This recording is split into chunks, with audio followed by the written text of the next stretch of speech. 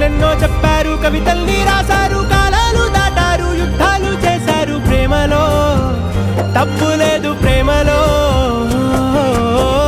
వేల వేల వెన్నెలంత మీద వాలి వెలుగునంత మోయమంటే నేను ఎంత రే.